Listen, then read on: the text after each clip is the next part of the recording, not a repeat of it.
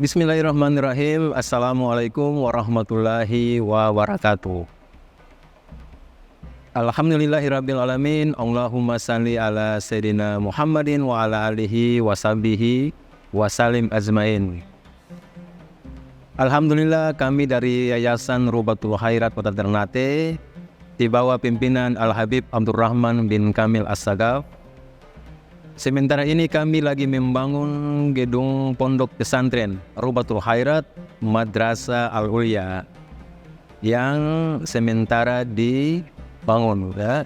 Gedung lantai 3. Kami sangat membutuhkan dana infak dan sedekah dari jamaah bapak-bapak dan ibu-ibu. Bagi yang mau berinfak untuk melanjutkan pembangunan gedung pondok pesantren, bisa ditransfer di rekening Bank Syariah Indonesia atas nama Yayasan Robatul Khairat. Nomor rekening 723563956. Terima kasih.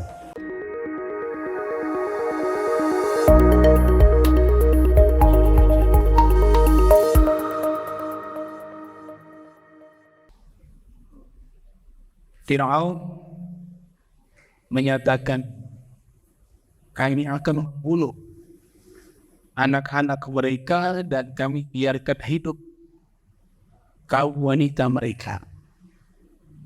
Dan sesungguhnya kita akan menguasai mereka dan memaksa mereka.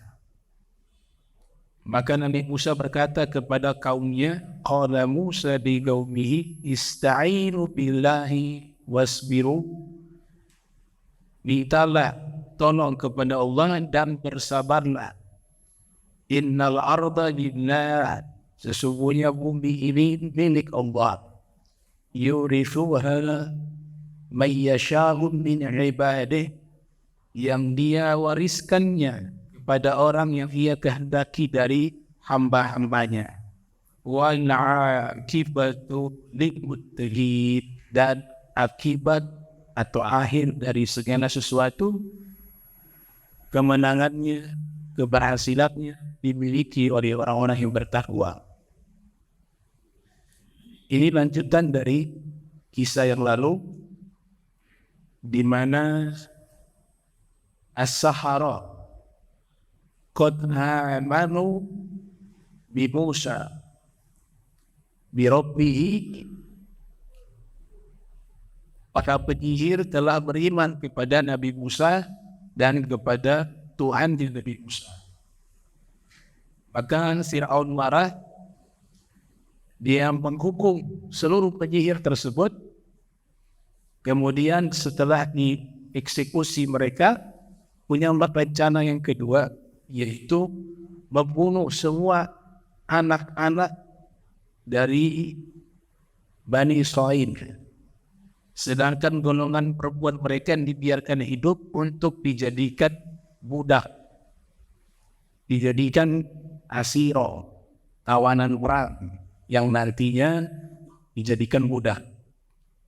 Jadi di zaman itu, bahkan di zaman bangsa Romawi, Persia, dan di zaman Rasulullah Sallallahu Alaihi Wasallam, orang itu jadi budak kebanyakan sebab peperangan. Mereka berperang, menang, golongan perempuan mereka yang anak-anak kecil mereka ditangkap, dijadikan tawanan perang. Tawanan perang inilah yang nanti dijadikan budak. Kebanyakannya lewat jalur peperangan. Luar biasanya di sini kata Firaun, yang perempuan kita biarkan hidup. Jadi bisa dibayangkan lingkungannya, lingkungan istana Firaun itu bukan lingkungan yang baik. Di dalamnya ada perzinahan, di dalamnya ada pembunuhan, di dalamnya ada pesta minuman keras. Jadi di lingkungannya Firaun, istananya itu lingkungan yang tidak baik. Al-man batu su bahasanya. Al-man batu asuh, lingkungan yang buruk. Tapi hebatnya, lingkungan istana yang buruk itu masih terdapat orang-orang baik yang mereka tidak melakukan kejahatan-kejahatan itu. Hikmahnya di sini, dimanapun tempat, sekalipun kita melihat secara zahir lingkungannya lingkungan buruk, pasti ada 1-2 orang yang baik. Tidak mungkin semuanya itu buruk. Tapi itu presentasinya sedikit. Contoh yang baik, istrinya. Istrinya Firaun itu Allah yang nyatakan dia wanita yang baik. Imra'atun sholihatun muqaddasatun, kata ulama, seorang wanita yang solehah dan disucikan Allah. Bahkan Nabi memberikan pernyataan khairun nisa'il alamin, wanita terbaik sealam jagat. 4 orang.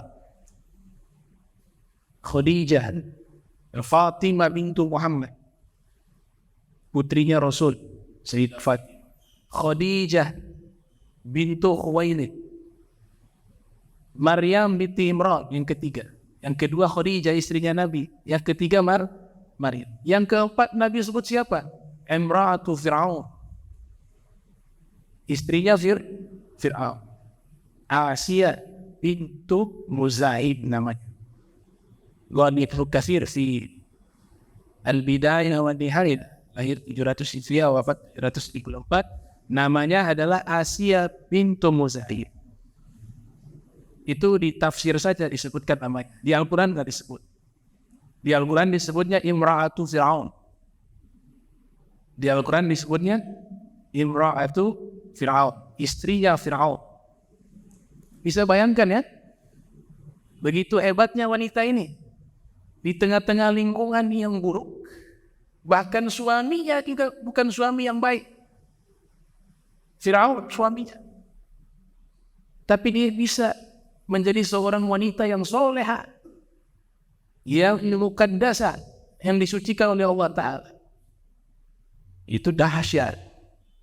Itu luar biasa. Tidak mudah. Lebih hebatnya lagi, di istana Fir'aun yang lingkungannya penuh dengan kejahatan dan keburukan, hidup seorang nabi. Siapa? Nabi Musa. Dididik oleh Siti Asia, Imra'atun solehatun muqaddasatun, wanita yang soleh yang disucikan Allah. Dari istrinya Fir'aun, wanita soleh, anak angkatnya Fir'aun, seorang anak yang soleh, dan ada beberapa yang beriman, yang Allah berikan hidayah kepada mereka, dan mereka tidak terkontaminasi dengan lingkungan buruk itu, tidak terbawa arus. Ada tukang sisirnya, Fir'aun menyisir keluarganya Fir'aun. Masyito, yang Nabi Mi'raj kemudian ya Isra wal Mi'raj mencium aroma wangi di surga, atau lewati kuburan yang di situ memunculkan bau minyak kasturi yang sangat wangi. Nabi bertanya, seakan-akan bertanya, Nabi tahu untuk siapa. Itu siapa? Itu Masyito. Dia digoreng dalam wajan yang besar. Dirinya, suaminya, anak-anaknya, semuanya beriman. Memilih mati untuk beriman kepada Allah dibanding keluar dari agamanya yang mereka yakini kebenarannya. Itu di lingkungan itu ada orang-orang baik. Dan ini diceritakan, Fir'aun sendiri menyatakan ketika Fir'aun berhadapan dengan Nabi Musa, Nabi Musa menunjukkan agama yang benar, Fir'aun marah. Fir'aun masih mengungkit, dulu kami didik kamu tinggal di istana kami, kok sekarang kau melawan kami? Qala alam nurabbika fina walidat walabista fina min umrika sinina. Itu kata Firaun. Kau tidak ingat yang rawat kamu siapa? Kata Firaun kepada Nabi Musa. Kami yang didik kamu di tengah-tengah keluarga kami di saat kau masih anak-anak. Dan kamu tinggal di tengah-tengah keluarga kami. Min umrika sinina. Dari umurmu beberapa tahun. Kata sinina berarti waktunya tidak singkat. Bukan 1-2 tahun, lebih dari itu. Nabi Musa hidup di lingkungan yang buruk, tapi Nabi Musa menjadi laki-laki yang baik. Siti Asia tinggal di lingkungan yang buruk, tapi Siti Asia menjadi wanita yang baik, yang solehah, yang beriman kepada Allah dan suci. Tidak pernah disentuh oleh Firaun. Ini masih gadis. Allah jaga. Ya, Siti Asia bintu Muzaim tiap kali Firaun ingin berhubungan biologis dengannya. Mohon maaf, itu zakarnya impoten. Begitu terus menerus, tidak tersentuh ini wanita yang soleh. Karena memang sudah dipilih oleh Allah. Ini wanita terbaik. Salah satu penilaian bahwa ini wanita terbaik, wanita yang solehah, di lingkungan yang buruk, dia hadir menjadi wanita yang solehah, yang mampu mendidik seorang nabi. Ya, dia didik nabi. Dia rawat dengan cinta, dengan pendidikan tarbiyah yang baik. Dari awal Allah sudah setting itu. Dilempar oleh ibunya di sungai, dibuang di dalam peti untuk menyelamatkannya. Ternyata Allah atur ini dia masuk ke istananya Firaun. Firaun membunuhnya. Yang membela agar jangan sampai bayi suci ini dibunuh, yaitu Nabi Musa waktu itu masih baik. Yang membelanya itu adalah Siti Asia bintu Muzaim. Qalat imra'atu Fir'aun qurratu 'ainin li walak. Berkata istrinya Fir'aun, jangan kau bunuh dia. Ini penyejuk hatiku dan dirimu nanti. La taqtuluhu, jangan kau bunuh. Asahan yanfa'ana aw nattakhidahu walada. Bisa jadi nanti ke depan dia berikan manfaat kepada kita. Atau kita adopsi saja dia sebagai anak. Karena tidak ada anak Firaun. Lewat Asia tidak ada anak. Allah jaga, jangan punya anak, sentuh saja gak bisa. Allah jaga dia. Nanti di surga menikah dengan Nabi Muhammad sallallahu alaihi wasallam. Dulu kami belajar satu ilmu, namanya ilmu psikologi, ilmu nafs dalam bahasa Arab. Saya belajar cukup lama, 2-3 tahun. Jadi psikologi versi modern atau psikologi Islam. Hampir 2 tahun. Saya masih ingat kan? Ya. Masih ingat ada beberapa teori. Namanya nazaratu tatawur sahsiyatil insan. Yaitu teori tentang perkembangan individu atau perkembangan individu manusia. Perkembangan individu manusia. Bahasa sederhananya bahwa orang ini jadi baik atau orang ini jadi buruk, itu pengaruh terbesarnya dari mana? Itu dalam ilmu psikologi namanya teori perkembangan individu manusia. Ada teori disebut dengan teori nativisme. Teori nativisme. Ini yang letakkan teori ini seorang filosof Jerman namanya Arthur. Ya, Scott Penn, ya. Arthur Scott Penn-Haber. Nah, Arthur Scott Penn-Haber namanya. Dia membuat teori psikologi perkembangan individual atau kepribadian, ya. Mohon maaf, perkembangan kepribadian manusia. Perkembangan kepribadian manusia. Teori dari Arthur ini menyatakan bahwa manusia itu kepribadiannya terbentuk itu karena sebab apa? Genetik. Faktor genetik. Jadi kalau di leluhurnya dia punya leluhur orang baik, pasti cucu di bawah juga baik. Ini masih teori ya, teori. Itu namanya teori nativisme. Nabi Musa baik, walaupun berada di lingkungan yang buruk, karena secara genetik Nabi Musa itu punya leluhur orang-orang baik. Bisa diterima juga di dalam teori ini. Dalam bahasa Al-Quran, kalau kita menggunakan tafsir psikologi, namanya tafsirun nafsil Quran. Ada ulama Mesir, namanya Syekh Abdul Hamid Kush, menulis kitab Rehabik Tafsir.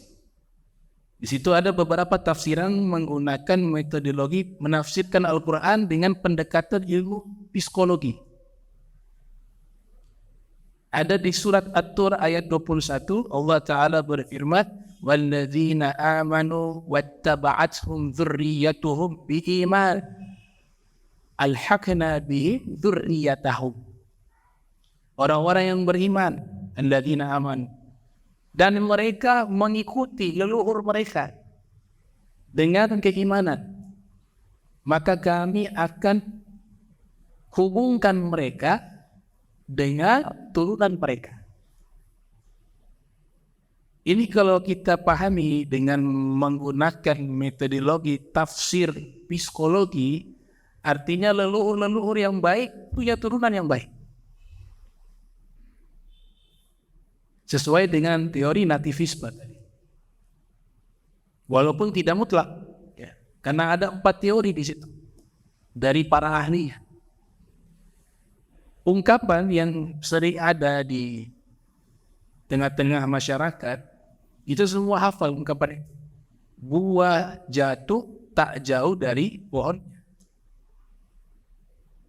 Kalau memang tidak persis, palingan ada sifat-sifat baik itu yang diwariskan kepada anak turunannya. Itu teori nativisme itu. Pepatah itu adalah teori nativisme.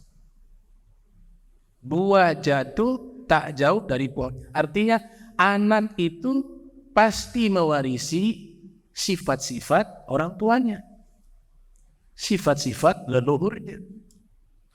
Kalaupun tidak persis, paling dapat beberapa sifat. Kalau di pepatah bahasa Inggris namanya like father like son. Like father like son. Ya anak ya seperti bapak, ngikut bapak kan. Nah ini teori zurriyatan ba'duhum min ba'd. Zurriyatan ba'duhum min ba'd. Turunan itu sebagian dari mereka punya hubungan dengan sebagiannya. Artinya punya hubungan dengan leluhurnya. Ini namanya teori nativisme. Nabi Musa secara genetika, secara gen itu punya leluhur yang baik. Sampai kepada siapa? Sampai kepada Nabi Allah Ibrahim.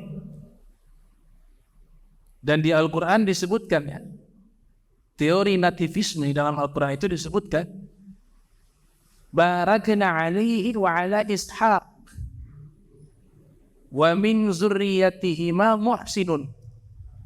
Kami berkahi kepadanya, kepada Nabi Ismail, kepada Nabi Ibrahim, juga kepada Nabi Ishak.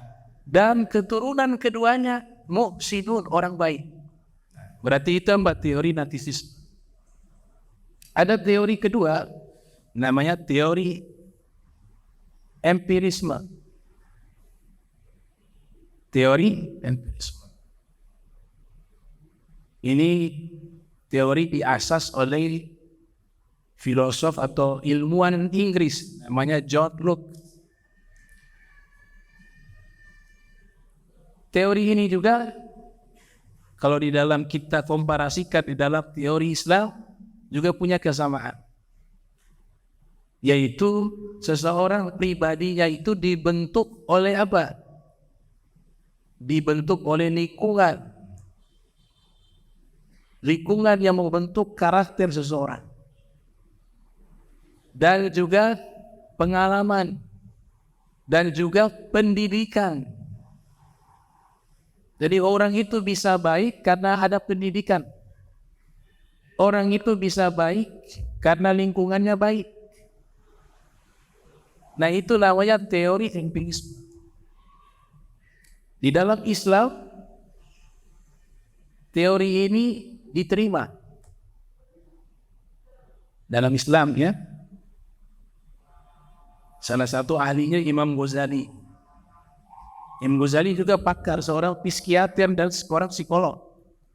Al-Ghazali, Imam Syafi'i itu bukan hanya ulama, tapi psikiater buat juga seorang psikolog.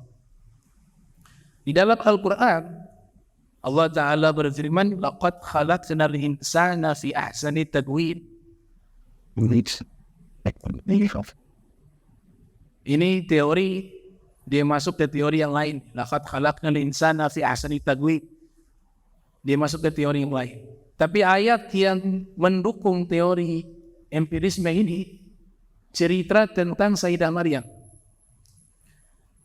Allah Ta'ala berfirman, wa anbataha nabatan hasana wa kaffalaha Zakaria. Ini teori empiris. Allah Ta'ala berfirman, kami letakkan, maknanya anbata tumbuhkan, kami letakkan Sayyidah Maryam nabanan hasanah, di lingkungan yang bagus, lingkungan yang baik. Wa kafalaha Zakaria, dan yang mendidiknya adalah Zakaria. Zakaria seorang pendidik yang baik, seorang nabi fi riwayat. Berarti dari ayat ini kita bisa simpulkan, Sayyidah Maryam walaupun Allah sudah memilih dirinya sebagai wanita terbaik, tapi tetap di dalam proses mencapai wanita terbaik lewat lingkungan yang baik dan adanya sang pendidik. Di mana lingkungan baik ini mendukung. Kalau lingkungan baik saja tidak cukup. Allah tambahkan lagi, wa kafalaha Zakaria. Harus ada yang membimbing, mendidik. Kita tidak bisa tahu yang halal haram kecuali harus lewat ilmu. Di situ peran para guru, para ulama. Kita tidak bisa tahu etika dan akhlak yang baik kecuali lewat ilmu. Kalau tanpa ilmu, kita hanya berasumsi. Menurut saya ini baik. Padahal belum tentu baik. Tapi kalau ilmu, kebaikannya itu mutlak, absolut. Berarti teori empirisme ini dalam Islam ada. Bahkan Al-Quran lebih dulu menjelaskan teori-teori ini sebelum para ilmuwan. Di hadis yang diriwayatkan oleh Rawah Hurmuzi, Nabi pernah menyampaikan sabdanya, Iyakum wa hadra'ad diman. Qila wa ma hadra'ud diman. Qala al-mar'atu al-hasna'u fil manbati su'. Nabi pernah mengatakan, hati-hati wahai para lelaki terhadap rumput hijau yang beracun. Rumput hijau yang diberikan kotoran. Itu perumpamaan. Bahasa ini bahasa susah. sulit, bahasa filosof, bahasa yang memiliki makna yang sangat dalam. Para sahabat mendengar sabda Nabi itu pun tidak paham, apalagi kita. Mereka bertanya padahal menggunakan bahasa Arab, bahasa mereka sehari-hari. Tapi Nabi naik ke level bahasa tinggi, yang di situ bukan hanya makna secara lafaz, tapi ada makna yang tersembunyi di dalam lafaz itu. Makna secara falsafah. Hati-hati kalian wahai para lelaki. Kalau dispesifikan lagi yang belum nikah. Itu. Hati-hati para lelaki belum menikah. Kalau pilih pasangan, hati-hati dengan rumput hijau yang beracun, rumput hijau yang kotor. Saya sederhanakan bahasanya biar lebih mudah paham. Mereka bertanya, rumput hijau yang beracun itu, rumput hijau yang kotor itu apa ya Rasulullah? Nabi mengatakan, al-mar'atu al-hasna'u fi madbatisu. Wanita yang cantik, tapi dari kecil dia hidup, dia tinggal di lingkungan yang buruk. Terus. Berarti teori empirisme ini sudah dinyatakan oleh Nabi Muhammad. Bahwa lingkungan itu bisa membentuk karakter orang menjadi tidak baik. Kalau lingkungannya buruk, kemungkinan besar, tidak mutlak, tapi kemungkinan besar akan menjadi pribadi yang buruk. Kalau lingkungannya baik, maka kemungkinan besar, tidak mutlak juga, ada lingkungan baik, tapi orang yang ada di situ ada yang tidak baik. Tidak mutlak, tapi rata-rata lingkungan yang baik akan membentuk karakter seseorang menjadi orang yang baik. Nah, ini teori empirisme. Nabi sudah bahas. Di dalam Sahih Bukhari lebih spesifik Rasulullah memberikan gambaran terhadap teori empirisme ini, di mana Nabi katakan kalau bergaul sama tukang penjual minyak wangi, maka dia akan jadi wangi. Kalau tidak dikasih minyak wanginya, minimal bau minyak wangi itu nempel di pakaiannya. Dia balik pulang ke rumah dalam keadaan wangi. Tapi kalau duduk bergaul, bukan merendahkan profesi seseorang, tidak, tapi bahasa perumpamaan, duduk bergaul dengan tukang besi, kalau tidak baunya, bau yang tidak enak, karena di situ kan kerja, keringat, ya, kemudian yang dibakar besi dan seterusnya, pasti aromanya, asap-asap itu mengenai tubuhnya, pasti berbau tidak enak. Atau terkena api minimal di situ. Maksimalnya terkena api, minimalnya baunya tidak enak. Nah, itu kan teori empirisme. Kita disuruh memilih sahabat dekat karena punya pengaruh terhadap kita. Begitu juga lingkungan. Ar-rajulu ala dini khalilihi falyanzur ahadukum man yukhalil. Hadis riwayat Abu Daud dalam Sunan. Seseorang agamanya ngikut teman dekatnya. Seseorang akhlaknya ngikut teman dekatnya. Maka perhatikan, seorang di antara kalian ketika mengambil sahabat dipilih, kata Rasul. Kita kalau berteman sama siapa saja boleh. Tapi kalau jadi teman dekat, sahabat, kita harus seleksi. Karena at-tiba'u tasdiqut tiba'. Tabiat merampok tabiat. Menularkan tabiat. Kita punya sahabat semuanya orang sombong. Kita dulunya tawadhu. Ya. Kita dulunya tawadhu. Tapi bersahabat dekat dengan orang sombong, waktu berjalan lama-lama kita jadi sombong. Contohnya orang-orang sombong itu kalau bicara semuanya tinggi.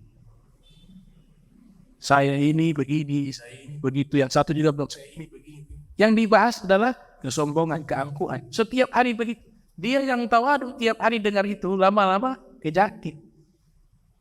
Suka berbantah-bantah, suka merasa lebih unggul dari yang lain. Nah, itu Nabi sudah katakan, kalau kita dekat dengan mereka, kejaki.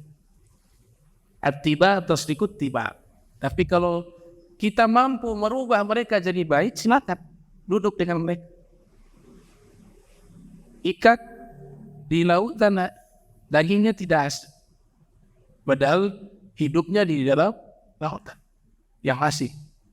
Kalau jadi seperti ikan silakan, dimanapun bisa kau duduk di situ.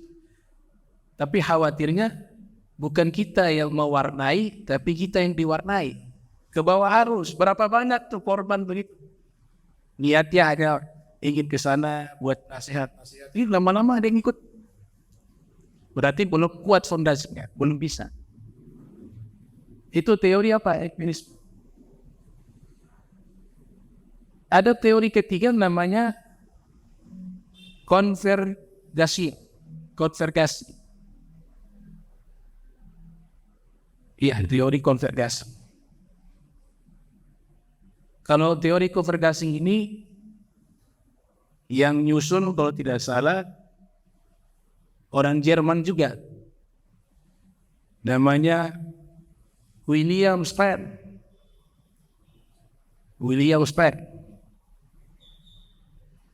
Dia memadukan dua teori tadi, bahwa kita manusia, pribadi kita itu terbentuk karena sebab faktor genetika dan juga faktor lingkungan, pengalaman, dan pendidikan. Nah ini lebih luas lagi. Yang keempat teori namanya naturalisme. Teori naturalisme. Kalau yang naturalisme ini orang Prancis yang meletakkan teori ini. Namanya Jean, ya. Nah, saya lupa namanya. Jean siapa begitu? Namanya susah, bahasa Prancis. Jean Fulan bin Fulan deh. Nanti cari sendiri dah. Dia punya teori, saya ingat, namanya teori naturalis.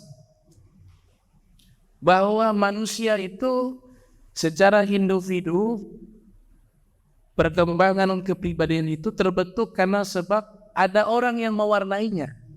Lebih spesifik. Jadi bukan lingkungan yang merubah dia jadi jahat, jadi buruk, atau jadi baik. Orang terdekat tadi. Makanya korelasi juga tadi itu. Nabi katakan memilih teman itu.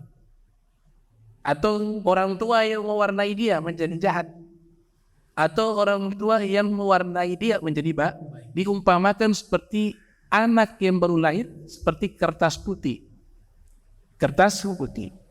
Anak yang lahir, kata di dalam teori tersebut, itu suci, bersih, putih.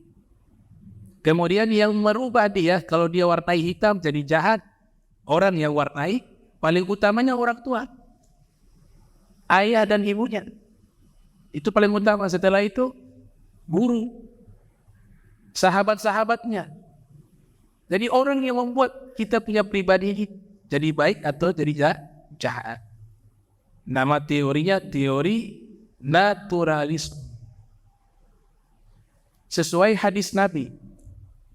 Hadis Nabi riwayat Imam Malik. Lahir 93, wafat 179 Hijriah. Dalam kitab Al-Muwatta, Rasul mengatakan kullu maulud yulad 'alal fitrah fa abawahu yuhawidanihi aw yunassiranihi aw yumajjisanihi. Ini hadis teori naturalis. Nabi katakan semua anak yang lahir suci bersih. Semua anak, baik anak yang lahir dari orang-orang Nasrani, anak yang terlahir dari orang-orang Yahudi, anak yang terlahir dari orang-orang Majusi, anak yang terlahir dari orang-orang Hindu, orang Buddha, semua ada. Selain Islam, mereka anak yang lahir itu suci. Tanya dalam ahli sunnah wal jamaah punya keyakinan kalau ada anak yang belum balik, meninggal dunia tempatnya di surga. Terlahir dari manapun. Karena Nabi katakan seluruh anak terlahir dalam keadaan suci, tidak punya dosa, tidak punya salah. Fa'abawahu, yang membuat dia atau yang mewarnai dia menjadi baik, menjadi jahat, fa'abawahu, orang tuanya yang mewarnai dia. Nah ini teori-teori perkembangan kepribadian manusia. Imam Ghazali memberikan kesimpulan luar biasa dalam kitab Ihya. Kami pernah beberapa kali hatam kitab Al-Imam Ghazali. Ini kitab ini kalau dijadikan kurikulum untuk pendidikan anak, luar biasa. Ini anak-anak luar biasa. Judul kitabnya Ayyuhal Walad, wahai anak, judulnya. Metodologi Imam Ghazali menjelaskan cara mendidik anak di kitab Ayyuhal Walad itu sudah level yang sangat tinggi. Akidahnya akan baik, perilakunya akan baik, akhlaknya akan baik, dan keadaan jiwanya itu sudah muncul rasa namanya al-muraqabah. Tuhan gak pernah lepas dalam hatinya. Kalau di kurikulumkan kitab Ayyuhal Walad, diajarkan dengan benar, dengan cara yang benar, dengan teori yang benar, dengan guru yang benar. Itu anak keluar jadi luar biasa. Nama kitabnya Ayyuhal Walad, wahai anak. Ada syarahnya judulnya Ayyuhal Akh. Dan orang jarang tahu Imam Ghazali ini juga seorang psikiater, seorang psikolog, seorang sufi, seorang faqih, seorang dokter, seorang ahli kimia, ahli fisika, banyak. Mutafannidun. Lebih hebat lagi Imam Syafi'i itu. Imam Syafi'i itu kalau tidak jadi ulama, jadi seorang psikolog ternama dunia. Imam Syafi'i. Beliau yang menemukan bidang ilmu, mengetahui karakter seseorang dari wajah, ya, mimik wajahnya orang itu. Kalau matanya begini berarti orangnya begini. Kalau berbicara ada lihat menjeling ke atas, kemudian ada jeda waktu, potensi berpikir, berarti yang dia sampaikan itu adalah suatu karangan, kebohongan. Itu Imam Syafi'i pakarnya. Jago beliau. Beliau belajar langsung kepada ulama di Son'ah, di Yaman. Namanya Al-Ghawdi Hisham bin Yusuf As-Son'ani.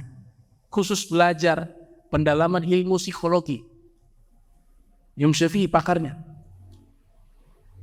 Bahkan sudah menulis kitab tentang ilmu psikologi tersebut 1000 tahun lebih yang lalu. 150 lahir, wafat 204 Hijriah.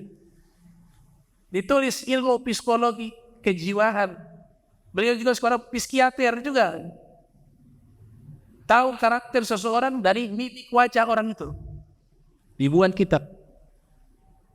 Ketika mau balik, mau keluar dari Son'ah, ada orang tawarkan, wahai Imam Syafi'i, kau beberapa hari ini kan mau pulang. Saya ingin kau jadi tamu saya ingin menjamumu. Imam Syafi'i lihat mimik mukanya, lihat, ini orang ini gak baik ini. Ini bukan orang baik, tapi dari bicaranya dia orang baik. Mau jamu saya, nginap selama 3 hari, mau menjadikan saya tamu, baik. Imam Syafi'i ikut, tinggal di situ, dijamu luar biasa, dikasih makan pagi, siang, malam, dilayani dengan sangat luar biasa. Hari ke-1, hari ke-2 sama pelayanannya luar biasa. Hari ke-3 Imam Syafi'i mulai ragu, astagfirullah, saya sudah suzon. Wajtanimu katsiran minadh-dhon inna ba'dadh-dhanni itsmun. Allah nyatakan jauhilah banyak berprasangka, karena sebagian prasangka itu adalah dosa. Astagfirullah, saya sudah buruk sangka seperti dia baik, 3 hari jamu saya, ngasih makan saya. Ini buku gak benar ini. Jadi Imam Syafi'i sudah ngarang itu kitab tentang psikologi dan psikiater. Dibakar oleh Imam Syafi'i karena menganggap suuzon kepada orang itu lewat ilmunya. Dibakar. Sudah dibakar, pas hari ke-3 pamitan mau pulang. Oh Syan, sudah 3 hari ya, saya mau balik. Terima kasih banyak atas kebaikan. Iya, sama-sama. Tunggu sebentar, di keluar. Ada bawa buku catatan. Saya mau minta bayaran. Selama kau nginap di sini 3 hari, biaya makan selama 3 hari sekian. Kamar 3 hari sekian. Air yang digunakan sekian. Semua dibayar. Dibuat tarif semua. Kata Imam Syafi'i, ternyata benar. Tapi kitab sudah terlanjur dibakar. Itu Imam Syafi'i pakarnya. Ini tokoh-tokoh barat masih baru nih.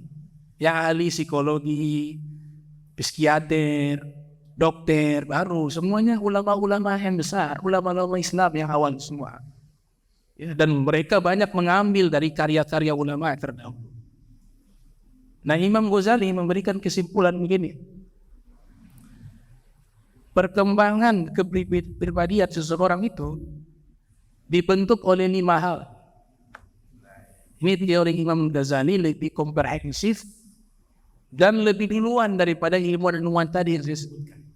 Beliau 450, wafat 505 Hijriah. Lebih awal. Yang pertama, beliau katakan, dan beliau tidak menyebutkan faktor genetika di sini. Beliau mengatakan, walaupun di beberapa ulama lainnya mengatakan faktor genetika punya pengaruh, tapi berapa persen saja, tidak 100%. Al-Ghazali katakan yang berpengaruh yang pertama adalah lingkungan. Yang kedua pola asuh. Orang tua nih, sama guru. Gimana pola asuhnya? Ini orang tuanya di rumah suka gibain orang. Tiap hari duduk ngobrol, musyawarah, isinya gunjingin orang. Gunjingin, gosip. Anak duduk di situ tiap hari. Maka anak akan ikut. Ini orang tua, keluarga yang di rumah. Dari bangun pagi sampai tidur malam ceritanya fulus, duit. Anak akan jadi materialis. Hedonism. Tujuan hidupnya sesungguhnya mencari kekayaan dan kesenangan di dunia saja. Pengaruh siapa? Orang tua.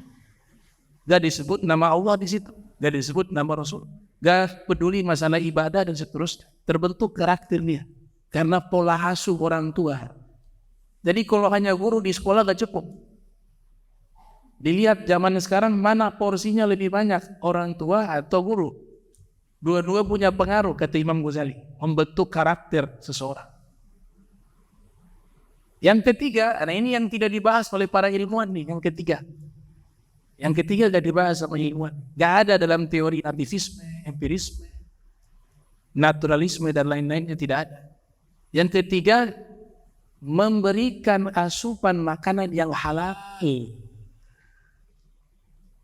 Makanan yang haram bisa merubah karakter orang jadi jahat.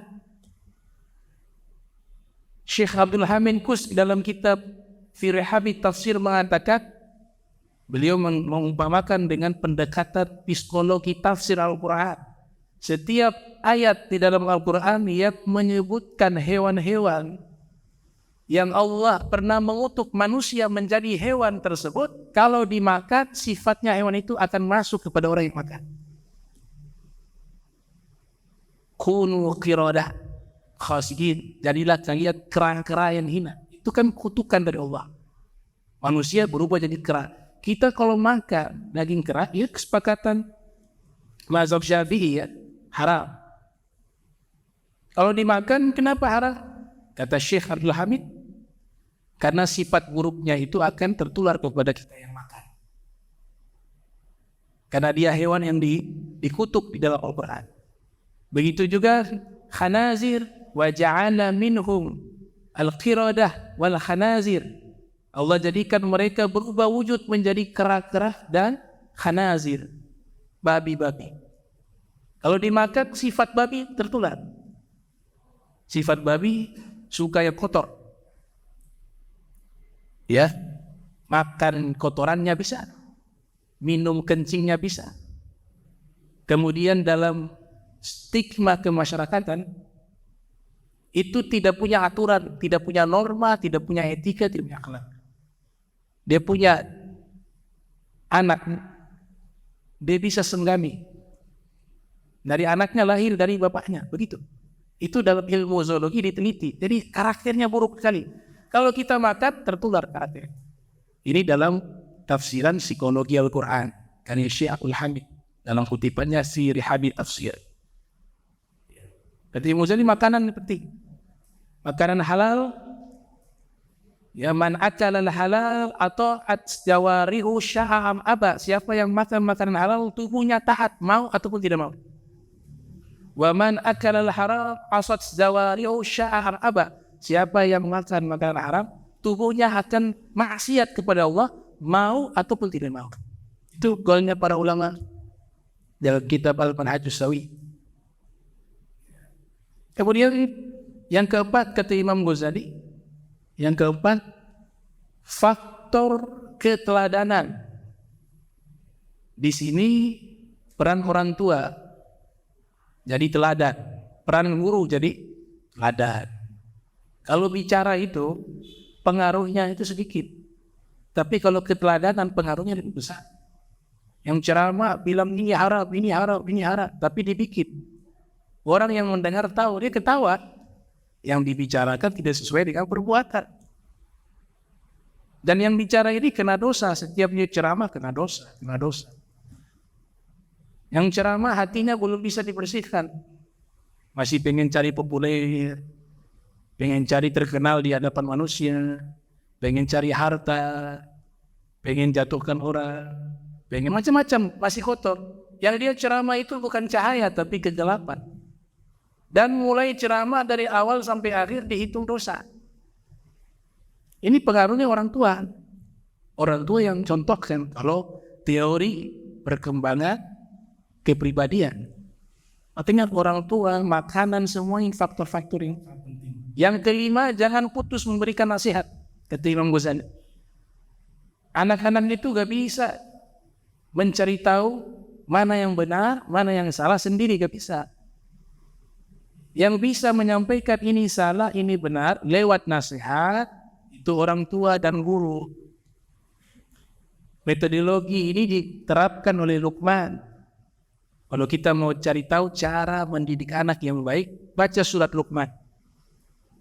Saya punya S2 itu, tesisnya itu tentang nilai-nilai akhlak dan pendidikan di dalam surat Luqman ayat 1 sampai 10. Saya punya tesis S2 di situ. Dari 1 sampai 10, di situ cara mendidik anak terbaik sealam jagat. Yang pertama, mengenalkan kepada Allah. Kita harus banyak menyebut nama Allah, memperkenalkan kepada anak nama Allah dan nama Rasulullah. Why not? Kalau kau lakukan ini, Allah akan berikan pahala, hadiah surga. Begitu. Kalau boleh diksi-diksinya itu yang baik-baik, jangan semuanya ancaman. Bikin ini masuk neraka nak, bisi diazab Tuhan. Oh. Dirubah dengan diksi yang baik. Nah, kalau ini salah. Kalau yang benarnya begini, kalau kau lakukan, Allah sayang sama kamu, Allah kasih surga.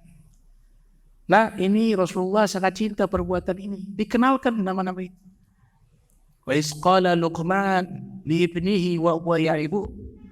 Ya bunayya la tusyrik billah inna syirka la dzulmun 'adzim. Itu selalu nasihat. Yaitu senantiasa memberikan nasihat. Itu yang keempat, yang kelima. Jadi 5 tadi itu ya saya simpulkan. Imam Ghazali mengatakan orang bisa jadi baik karena lingkungan, pola asuh yang kedua, yang ketiga faktor makanan, yang keempat keteladanan, yang kelima memberikan nasihat. Ini mudah-mudahan kita bisa